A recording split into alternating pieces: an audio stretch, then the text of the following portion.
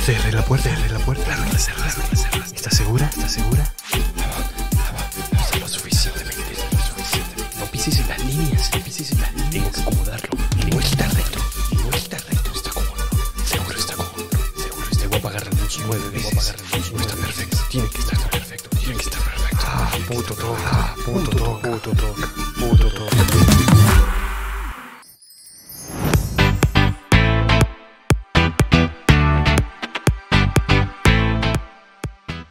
Buenas a todos y a todas. Seguimos aquí, resistimos en Puto Talk Podcast. Esto que empezó como algo anecdótico se está quedando en el tiempo y seguimos aquí para dar caña. Y como prometimos, ya le dijimos a David que lo íbamos a invitar a otro capítulo. ¡Pam! Lo hemos cazado y al siguiente, aquí lo tenemos. Bienvenidos, chicos. Hola, gracias por invitarme. Me llamo David Lema y bueno, es un placer estar aquí. Hola David, soy Pablo, ya me conocéis y gracias por ponerte de nuevo al frente a Puto Talk y compartir un ratillo con nosotros. Yo soy Arturo, ya me conocéis también, estamos de vuelta otra vez con más putadas del talk. Esa es buena. Muy bueno. Bueno, hoy también tenemos un tema estrella, un tema estrellita. Claro, porque hemos invitado a David, si no. El tema es algo que nos preguntan bastante y algo con lo que la gente se raya bastante. Y son gente que no tiene toque, ¿eh? Todo el mundo nos podemos rayar. Entonces es la relación, los rituales en la adolescencia, ¿no? ¿Cómo diferenciarlos del TOC? Hay muchos papás y mamás que se plantean esta duda, incluso adolescentes. Incluso la gente que ahora está utilizando la palabra TOC como sustituto de manías, me estoy encontrando con el público adolescente que ellos realmente sí que tienen rituales y les resulta muy difícil diferenciarlos de algo que sea TOC. Entonces, hablemos de este tema. ¿Qué tenéis que decir, chicos? Pues yo lo que tengo que decir es que los padres se preocupan a veces, como padre, yo también que soy, mucho de lo que ocurre en sus hijos, si tienen autismo, si tienen TOC, si tienen TDA. Hay una serie de cuestiones que a la mínima señal de alarma ya se están poniendo por los cielos. Es cierto que un ritual puede ser asociado al TOC o no, pero si solamente es uno, yo me tranquilizaría bastante. También hay una serie de rasgos de personalidad que son asociados al TOC. Si no se dan, por mucho ritual que haya, no va a haber un problema. Además, los rituales tienden a extinguirse. Si no se extingue, ahí es cuando habrían que valorar otra serie de opciones, no necesariamente TOC. Por supuesto, yo coincido contigo, Pablo, y es también empezar a examinar, ¿no?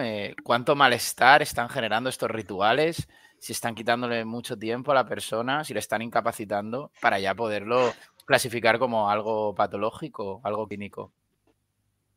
Un ejemplo que yo tengo cerca y se lo planteaban unos padres era pues un chaval que competía en natación y él necesariamente antes de ir en cada entrenamiento, y vamos, si era una competición era obligatorio, tenía que cagar y cagar desnudo y se tiraba 1 hora cagando. Como no le dejases ese tiempo o esa interrupción, o le interrumpieras ese ritual, para él era algo angustioso, pero luego en el resto de su vida no tenía ningún ritual más. Entonces, claro, los padres ahí se preguntaban, ¿este chico tiene TOC? ¿Qué está pasando? Yo considero que, bueno, simplemente este chico quizás tenía un ritual, ¿no? Algo que le impulsaba, ¿no? a tener confianza sobre sí mismo, pero que verdaderamente no estaba anulando su vida, no se extendía a otras áreas e incluso quizás si una vez no lo hacía no le incapacitaba participar, ¿no? en la competición. Entonces creo que ahí es donde tenemos que empezar a valorar, ¿no? Si incluso a lo mejor su personalidad podía ser con cierta obsesión, una personalidad obsesiva, pero a lo mejor no había llegado a desencadenarse, ¿no? algún suceso que lo llevase a convertirlo en un trastorno. Claro, o un pensamiento mágico, ¿no? De si no hago esto, mi madre se va a morir. Yo creo que ese es el punto. Por mucho que haya un ritual, si no hay una justificación irracional de por qué lo hago, tampoco es un riesgo, ¿no? Y yo creo que todo el mundo tenemos ciertos rituales. Por ejemplo, antes del podcast tomarme un café, que sería mi ritual, ¿no? Sí, totalmente cierto. Y, por ejemplo, ¿qué le diríais a estos chicos y chicas que están pues entre 12 y 20 años, que ahora mismo están viendo lo que es el TOC, se utiliza mucho la palabra TOC como sinónimo de manía y que realmente ellos están teniendo problemas para diferenciarlo, ¿no? Porque en la adolescencia nos encontramos con que la mayoría tienen rituales, ¿no? Para presentarse a un examen, yo qué sé, por las inseguridades que genera la adolescencia, pienso yo. Entonces, ¿qué le diríais a esos chavales? ¿Qué diferencia hay entre el TOC y sus rituales? A mí se me está ocurriendo, hay una técnica que se puede emplear que sería retrasar la conducta, ¿no? En plan, igual cuando quieran hacer algo, como has dicho, ¿no? El tema del chico este que tenía que ir al baño, ¿no? A hacer sus necesidades y que si no iba estaba mal, ¿no? Pues que se permita a sí mismo, pues en vez de, si quiere ir en ese mismo momento al baño, pues que en vez de ir en esos 2 minutos, que vaya en 20 minutos, 25, a ver cómo se siente. ¿Ves? Porque ahí yo creo que vamos a identificar esos saltos, ¿no? De ansiedad, ¿no? Ver en qué medida son realmente perjudiciales para la persona o no, ¿no? O si realmente no te supone mucho retrasar la conducta, pues igual no hay un problema, ¿no? O, no sé, se me ocurre. Realmente también es importante que la información que busquen en Internet sea de confianza y no vayan al primer link de Google de tengo todo porque hago esto. Claro. Acudir a fuentes seguras como este podcast o otra serie de cuestiones de médicos o psiquiatras está bien, pero TikTok yo, por ejemplo, lo quitaría de la ecuación ahí, ¿no?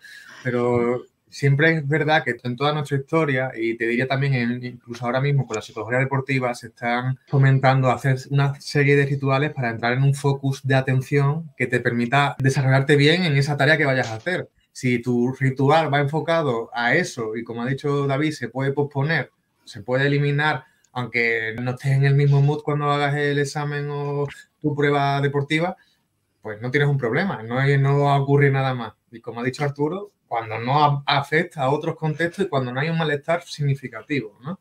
Esto, Pablo, David, Arturo, yo esto lo veo mucho, como tú has dicho, en los deportistas. Rafa Nadal es bastante conocido por sus rituales antes de empezar cada partido.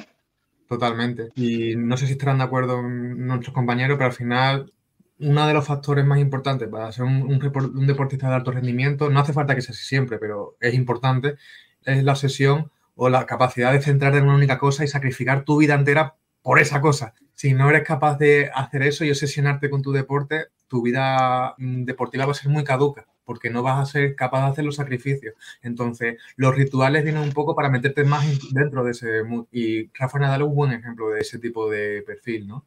O con las personas que son muy estudiosas. Yo tengo una amiga, mira, casualmente, o sea, me acaba de venir a la cabeza, que me preguntaba el otro día si ella tenía TOC, ¿no? Ella es una científica, ella es una crack, pero para ella es un 0, ¿vale? Pero ella es una crack. Y, bueno, muy high. Y ella me preguntó, Sandra, ¿pero yo tendré TOC? Y dije, no, realmente es que tú te enfocas en tus tareas mogollón, eres capaz, como tú has dicho ahora, Pablo, sacrificarlo, y para ello tienes que ser una persona rígida en cuanto a tus rutinas y demás, y has generado toda una estructura para poder llevar a cabo esto. Digo, pero tú luego en las otras áreas de tu vida, con tu hijo, con tu pareja, no eres así, solo lo estás utilizando. Entonces, claro, hay personas que tienen que utilizar la disciplina y en esa disciplina pues utilizan rituales para funcionar, porque al final es más fácil tener un ritual repetitivo que te enfoque. Claro. Sí, no, es esto mismo, que no es lo mismo hacer rituales para estar focus, ¿no? Para una actividad que tienes que hacer y que luego vas a abandonar, que estar dejando las zapatillas rectas cada media hora y luego las vuelves a dejar y las vuelves a dejar porque crees que si no va a pasar algo malo. Creo que hay evidencias de distinción claras. Yo tenía una colega que le regalaron un muñequito de Mafalda para su cumpleaños y era como un tótem para ella. Entonces ella se lo ponía cuando estudiaba. Y en los exámenes lo llevaba en el estuche. Y entonces a ella le daba confianza o sea, era como que integraba el estudio y luego lo sacaba, pero que ella no tenía TOC, era simplemente su tótem y le funcionaba.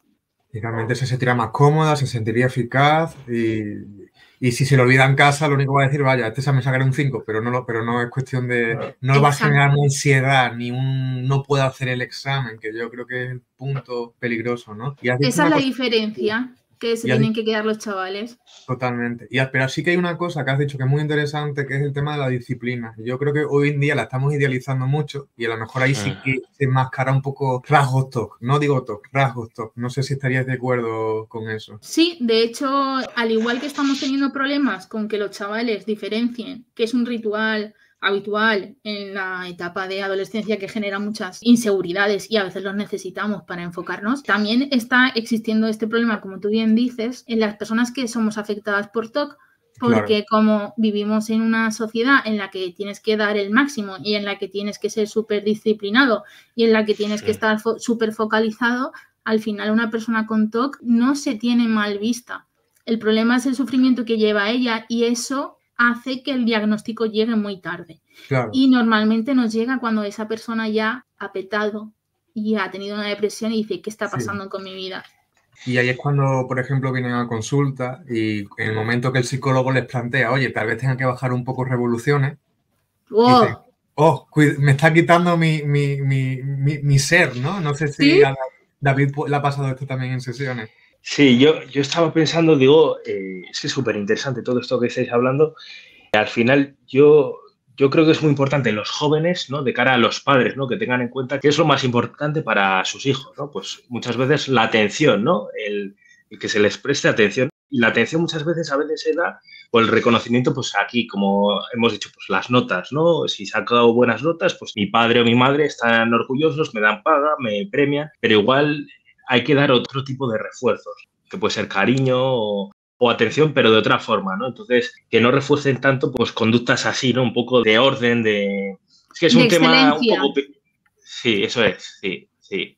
De soy bueno porque tengo el 10. Si tengo el 9, pues no sé, es como... Sí, excelencia, lo has dicho bien. O sea, que la atención y que los padres enfoquen la atención hacia sus hijos, hacia otros bienes más empáticos, ¿no? Y que cultiven el amor y la cercanía. ¿Por qué? Porque al final muchas veces en la adolescencia es la explosión de todo lo que se ha ido cultivando, ¿no? Anteriormente. Si no hay esa cercanía, ese vínculo, es luego esa confianza, ¿no? Es como que luego sale todo, ¿no? Entonces, bueno, yo por ahí lo llevaba un poco, con el tema de la atención.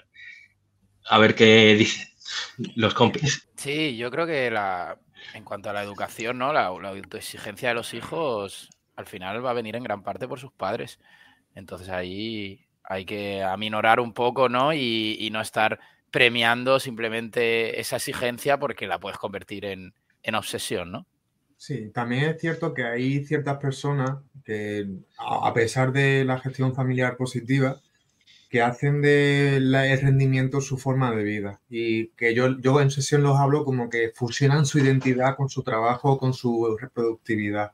Y en el momento que se ve mermada, empiezan a dudar de su propia existencia, porque si yo soy mi yo estudiante, yo soy mi yo trabajador y no consigo llegar a cotas que yo tengo establecidas por edad o porque ya no me motiva tanto o porque no puedo, porque estoy cansado, ahí es cuando conflicto, ya no sé quién soy ahora, ¿no? Y eso les gusta mucho cuando se lo planteamos de esta forma, porque al final hay personas que se han centrado mucho en los estudios y han desentendido otras áreas de su vida, por ejemplo, ¿no? Pueden ser cualquier cuestión. Y eso en adolescentes sucede mucho, que al final somos lo que hacemos y a partir de lo que hacemos tenemos nuestra autoestima, configuramos nuestra identidad. Entonces, si solamente hay un pilar, tenemos un problema. Claro, entonces, trayéndolo un poco a la pregunta de antes, yo creo que podríamos, en esa salida, ¿no? En esa salida de cuando alguien está enfocado en los estudios, por ejemplo, una carrera, y luego hay un parón en el que se tiene que saltar al mundo laboral, yo creo que alguien que tiene rituales, los ha utilizado durante la carrera, a lo mejor los puede seguir utilizando ahora para hacer algo, pero alguien con TOC, el problema que tiene es que ha tenido una vida muy pautada, una exigencia, un método, y ahora de repente, ¿no? Cuando sales al mundo laboral, que hay un parón, esa inercia se ve parada y ya no saben quién son. Tienen que buscar su yo profesional, se vive con muchísima angustia el no tener trabajo, el no tener un foco. Y ahí es cuando aparece el tardío diagnóstico de TOC, que puede haber estado camuflado durante la carrera como una persona productiva. Claro, y eso es un cambio muy alarmante para las personas. Al final, lo que ocurre tanto en personas con trastorno TOC como en personas con personalidad TOC es que tienen una rigidez cognitiva que en el momento que sus estrategias de gestión no les sirven porque ya no son adecuadas para el contexto en el que se mueven, necesitan algo más flexible, es cuando petan porque no sé qué hacer. Y eso es el mayor daño, que todo lo que le ha ido funcionando para una etapa docente donde la nota funcionaba y iba bien, a lo mejor en otros contextos, incluso en la universidad, que sigue habiendo notas, no funciona igual. Exacto. Al final también necesitan en el mundo laboral otros recursos, no solo la obsesión y el perfeccionismo de estudios, sino habilidades sociales. A lo mejor han estado muy centrados en, son muy buenos estudiantes, pero no han desarrollado otras facultades, ¿no? Claro. Entonces, la presencia de rituales, bueno, fijaos todo a dónde puede derivar todo si tenemos TOC, que si solamente son rituales, no se van a dar. O sea, son cosas puntuales, que tienen una explicación de un contexto concreto, que nos meten en un mood o que nos hacen sentir tranquilos o bien, pero el problema es cuando derivan todo lo que estamos hablando ahora, que al final hemos ido un poco del tema, pero tiene que ver, ¿no?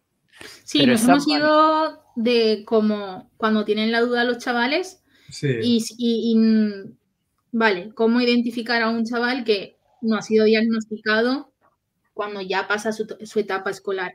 Pero, vale, sí, recentrándonos un poquito a estos chavalines y chavalinas que dudan si tienen TOC o no tienen TOC, aparte de lo de la exposición, porque sabemos que en la adolescencia exponerte es un poco complicado, para que tuvieran conceptualizada la diferencia, ¿qué le diríais? ¿Qué ejemplo les pondríais? ¿La diferencia entre manía y ritual, te refieres, Sandra? Sí, la diferencia entre tener TOC, que ellos es lo que piensan, la diferencia entre tener TOC y entre un ritual que no tiene nada que ver con el TOC. Vale, un ritual, si es un ritual es una cosa específica, ahora para un momento específico, que no es replicable durante tu día a día. La frecuencia no es elevada, es un momento concreto y no afecta a tu vida normal, ni perdiendo tiempo, bueno, puedes perder un poco de tiempo haciéndolo, pero que no es determinante, no te genera que no puedas hacer tu actividad, ¿no? Y como ha dicho David, si lo pospones, no hay una ansiedad, o por lo menos muy elevada. Yo creo que ese es el punto de la diferencia entre lo que es una compulsión y un ritual. Y un ritual. Y otro punto muy importante es que no hay un pensamiento que tengo que dejar de tener. Es decir, o sea, no hay, si hago esto ya no me quedo tranquilo porque ya no pienso en tal cosa. Esa parte no existe cuando hablamos de un ritual. Y, por ejemplo, ellos te podrían preguntar, vale, pero es que yo soy muy maniático. Vale, pero maniático y TOC no siempre, sí, a veces sí, o la mayoría de las veces sí, pero no siempre tienen que ir de la mano. Si eres muy maniático, puedes trabajar tu rigidez mental o por qué tienes que hacer las cosas de una forma específica para sentir sensación de control, que entiendo que va por ahí un poco la pregunta. Pero si no derivan TOC y te permites hacer otros protocolos de conducta, no tiene por qué ser negativo. Es perjudicial, es limitante, pero no es TOC. Yo creo que también una de las frases que yo utilizo es, vale, puedes ser maniático y tienes manías funcionales que vas acoplando a tu vida. La diferencia es, tú, por ejemplo, aparte de hacer esa manía va asociada a un pensamiento que no tiene nada que ver con lo que estás haciendo. Por ejemplo, aprobar los exámenes tiene que ver con que no se muera tu madre. Y la gente se queda como, ¿cómo? Y claro. Sí, es que aparte de las personas con TOC, aparte de querer aprobar el examen, porque lo quieren y quieren la perfección, luego encima se les suman pensamientos asociados como pues se va a morir a mi madre o no voy a entrar a la universidad o cosas muy exageradas. Lo has dicho muy bien, al final un ritual no significa que tú asocies el éxito de lo que ocurra luego del ritual a ese ritual, sino que simplemente te ayuda. Cuando tú dependes o crees que lo que te hace tener éxito en ese examen o en esa situación o que no se mueva tu madre es haber hecho el ritual, es cuando tenemos ahí una compulsión, porque crees que no eres tú el que tiene el control, sino el ritual o la compulsión que estás haciendo. Pienso que tener TOC ahora es un poco cool y hay jóvenes que dicen, yo también tengo mis TOCs, yo también tengo mis manías y como ritualizar hemos visto que para enfocarse en una cosa, en el caso de Rafa Nadal, está bien, leen algo sobre el TOC porque ahora el TOC está más a la orden del día y ven que tienen manías, pues yo también tengo mis TOC, pero en realidad el que dice esto no está experimentando un verdadero malestar, ¿no? El que llega aquí es el que no, es lo que tenemos que intentar también dejar claro, ¿no? El sufrimiento que verdaderamente genera el TOC, a diferencia de simplemente unas manías. Yo, a ver, llevándolo un poquito a mi campo, porque sí que es verdad que el TOC en jóvenes se me escapa, ¿no? No trabajo tanto con jóvenes. Yo igual algún paciente con TOC que haya visto, que igual han consumido y esos consumos pues les llevaban pues al uso de prostitutas, por ejemplo, ¿no? Entonces, y no tan adultos, pueden ser jóvenes, ¿no? Entonces, los mecanismos de limpieza, ¿no? Decir, bueno, después de tener sexo con una prostituta, pues irse a su casa, limpiarse, comprobarse, ¿no? Y eso puede desarrollar, pues con el tiempo, una hipocondria. Entonces, esos mecanismos de, joder, pues mirarme el miembro, ¿no? Todos los días, tal, el tener que limpiarme mucho, ¿no? Entonces, al final, todo eso, vale, se podría decir un TOC, pero en cierta medida, esa persona que ha ejercido esa conducta es una conducta de riesgo para su salud. Entonces, esas medidas le están protegiendo, ¿no? Entonces, es ver un poco... Bueno, os he puesto el caso más extremo, igual que, pero sí que, bueno, que igual puede ser funcional, depende, ¿no? Yo también creo que un patrón hasta algo que no... dónde te impide llevar tu Sí. vida, ¿no? Claro, imagínate, si tú cada hora te tienes que estar mirando el pene para comprobarlo, ¿no? Y tú estás hablando con alguien y solo estás pensando en que ya has cogido el SIDA y estás ahí y la otra persona está hablando y no te puedes concentrar. Eso también abre otro tema importante, que es si mi preocupación va acorde al riesgo que tiene lo que estoy haciendo. Es decir, si la preocupación que tengo es irracional o no, pues también puede ser un síntoma del TOC, ¿no? Si me estoy preocupando en exceso por algo que ha ocurrido o por algo que no he hecho. Y ahí también hay que tener en cuenta que a lo mejor no es TOC y es, como ha dicho él, que es hipocondría. Pues también se puede confundir a veces por los rituales de comprobación o si tengo manchas en la piel o no, y cómo me preocupo y lo que hago para dejar de pensar en ello. También está muy de la mano y es comórbil, si no me equivoco, con el TOC. Sí, es muy comorbida la hipocondría con el TOC, suelen ir muy de la mano. Bueno, al final, todos los trastornos lo que tienen en cuenta es que es el tiempo, ¿no? El tiempo que se da una acción a lo largo del tiempo, ¿no? O sea, que un síntoma, vale, tengo un problema, un síndrome, un conjunto de problemas, ¿no? Dentro de que puede ser pensamiento sobre algo que me está pasando y tal. Un trastorno, pues sería esos síntomas en un tiempo concreto, ¿no? Un trastorno, normalmente, la mayoría de los trastornos en el DSM-5 son 6 meses, ¿no? Entonces, eso, ¿no? Valorar qué conductas tengo, desde hace cuánto tiempo las tengo y por qué las tengo. Buscar un poquito nuestra historia cada uno, cuándo ha empezado, ha pasado algo, ha habido un antes o un después, porque todo eso es interesante revisar un poco a veces la historia un poco de traumas, ¿no? De la persona, porque, a ver, cuando se habla de traumas, vosotros cuando yo os digo un trauma, para vosotros, ¿qué es un trauma? ¿Es algo muy grande? ¿Es algo una catástrofe o puede ser algo pequeñito? Algo que no se ha procesado. Puede ser algo pequeñito que a ti te afecta un montón. Claro, puede ser, ¿no? Entonces, igual, la forma en la que la persona pudo gestionarlo en su día, pues igual ritual, tuvo que... ¿no? Sí, puede ser. Tengo un trauma, esto me ha hecho hacer las cosas de tal forma, me sirvió para gestionar el trauma y eso genera un ritual. Claro, puede ser. O sea, que igual ya no sería ahí tanto la parte biológica, ¿no? Podría ser contextual, ¿no? Puede ser. No me quiero ir mucho, pero que es interesante eso, revisar el tiempo, ¿no? El tiempo, desde cuánto tiempo llevo con esta conducta y qué sucedió. ¿Qué sucedió para que yo hiciera eso, ¿no? Eso yo creo que es un poco la clave, ¿no? Y hay otra pregunta que es la clave también, que es si a alguien de mi familia le ha ocurrido antes que a mí, ¿no? Porque yo creo que eso también importa mucho en un trastorno de TOC. Si lo tiene alguien más de mi familia, pues ya a lo mejor puedo empezar a interpretarlo de otra forma, pero si yo soy la primera persona, no, a lo mejor no tengo que preocuparme tanto de que tenga TOC, sino otra serie de cuestiones, ¿no? Y bueno, y si hay alguien que tiene TOC en tu familia, normalmente por la generación que estamos viviendo no va a estar diagnosticado, lo más seguro. Seguramente no.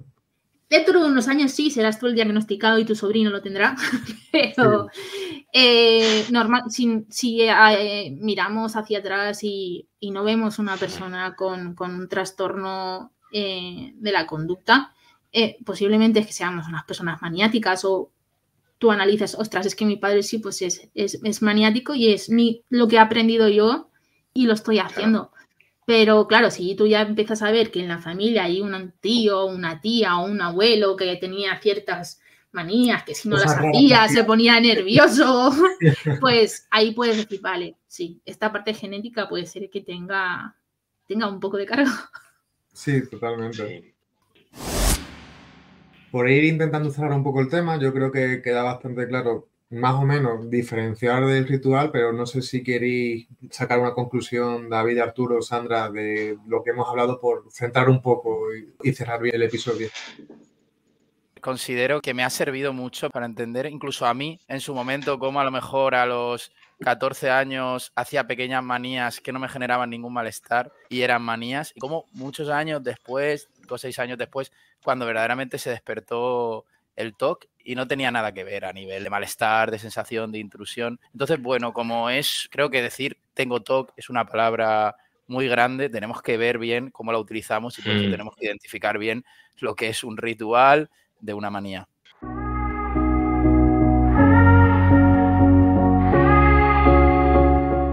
Bueno, chicos y chicas, espero que os haya quedado un poquito más claro la diferencia entre TOC y manías, que os haya sido útil este podcast y que lo podéis llevar a vuestro día a día, que es la razón por la que estamos haciendo este podcast. Y nada, animaros a comentarios, dudas, temas que queráis tratar, por favor, hacérnoslo llegar a nosotros, ¿vale? Por vía redes nos podéis encontrar en la asociación, ¿vale? Asociación TOC Valenciana. Nos podéis mandar un email al email de la asociación, que lo leemos constantemente, info@tocvalencia.org, y nos encantaría responder a vuestras preguntas, nos encantaría tratar temas que tengáis, y aquí estamos para seguir dando caña.